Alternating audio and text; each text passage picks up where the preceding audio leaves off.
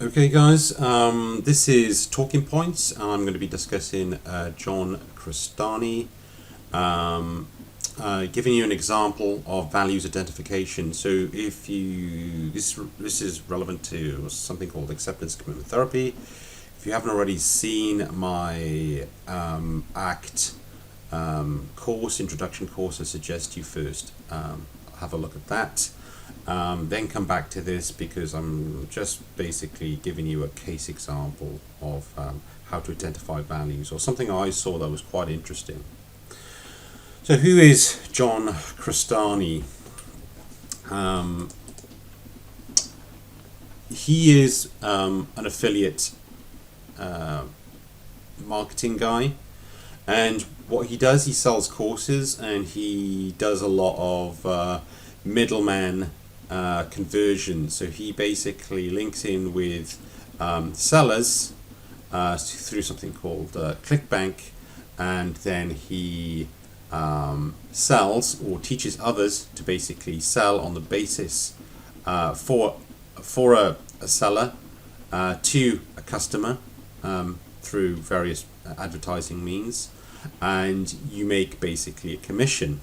So affiliate marketing, hotels.com, that's an affiliate marketing firm. It doesn't actually own any hotels. It advertises on the basis of others. It's the middleman. Uber, they don't own any taxis.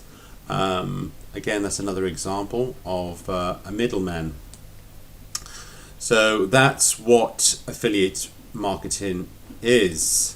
If you go on his website, you'll see lots of images like this with him basically acting as some guy who's made a lot of money, got a Lamborghini, and he likes to use his money cannon and shoot money in the air and all the rest of it. So it's money, money, money, basically, and very kind of materialistic. Very kind of like materially orientated. So why am I showing you this guy? Well, recently he had his house was burnt down, and I'll put a link into the description here. You can watch the actual video, and I just thought it was quite interesting. The guy's house was burnt down. He had a multi-million-pound house. He had all the kind of materialistic things, and he basically says losing everything I own was a massive setback, but it was also a realization. So I kind of did a quick little thematic analysis on his discussion, but before I do, I'm just going to give you a quick little reorientation of ACT, and here's the ACT model. If you do want to read a lot more about ACT, I suggest you read the Get Out of Mind and Into Your Life book, or there's a more recent one called Liberate Your Mind. They're both fantastic books. And it's got 6 core properties. As I said, if you want to know more about ACT, go to those books, go to my introduction session. And it's all about generating something called psychological flexibility.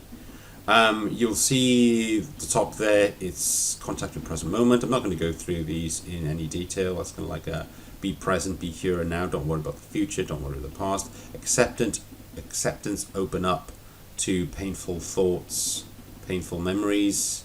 Don't try and suppress them. If you try to suppress them, they come back really, really bad. Cognitive diffusion, it's kind of like when you see thoughts, be the observer to your thoughts. Don't be your thoughts, don't buy into your thoughts, hold them lightly, and that's really, really helpful. And then you've got something called self as context.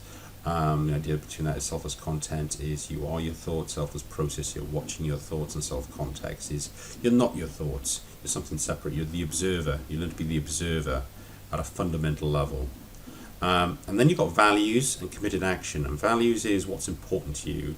Health values, family values, education, wanting to be a kinder person. All of those are values. So values you can't tick off. Goals you can. I want to go to the gym. I can tick that off. That sits under my value of being healthy. You can't tick that off. Basically work towards it. So that's a very, very, very quick reintroduction to what ACT is. It's very, very good. There's tons and tons of evidence. If you've heard of CBT, ACT is very, very similar in terms of its effectiveness, what we call efficacy in science.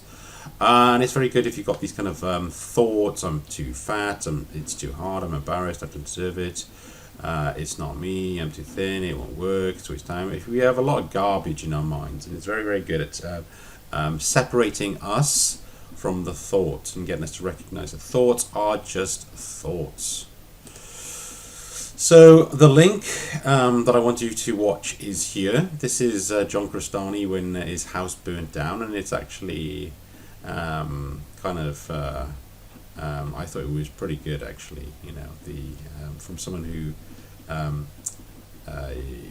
you see him as a really materialistic person in previous videos, and then you see this video and you see some kind of realization of what's really important, what he truly value. I identified several themes. Now, this wasn't a proper qualitative thematic analysis by any means. It wasn't a content analysis or anything like that. It was a very, very quick sketching down a few pointers as I went through it. And the kind of things that KE comes up with is initially his house burns down. He didn't believe it was going to happen. It was a setback, massive setback. You know, he just lost everything, all his worldly possessions. Then he said it was somehow actually liberating in a weird way. He had 5 minutes to get out. He didn't believe his house was going to burn down. Then he noticed a tree falling down very, very close to his house. And he then realized that his house was indeed going to burn down. So he had a couple of seconds to basically decide what's truly important. You know, pictures, his Xbox, his computer. And he just realized that was all junk. That was all junk. And what he realized in the end of the day, that what was most important to him was the people in his lives, the connections he had with these people. And that was what he felt, what this experience led him to realize. So, he then reflects briefly on how much time he's actually spent on accumulating money to get that multi-million-pound house, to get that expensive car, to get that $10,000 sofa, and all the rest of it. It took his house, he literally says this, it took his house burning down to realize that all that stuff, all that material stuff is meaningless to him. And he goes on one step further, and he basically says, if you're still in that mindset of accumulating fancy cars and houses, you're approaching life the wrong way. And this is kind of shocking, given the fact that his whole career is kind of based on marketing his courses, his get rich quick schemes. So I just thought it was interesting. I thought it was an interesting point in terms of values identification. It's an important lesson or working example in terms of we tend to think certain things are important, and maybe some events happen and we realize something else is actually important. Or identifying what's really important is paramount in ACT, in terms of identifying a meaningful, important life to you, a purposeful life to you as an individual.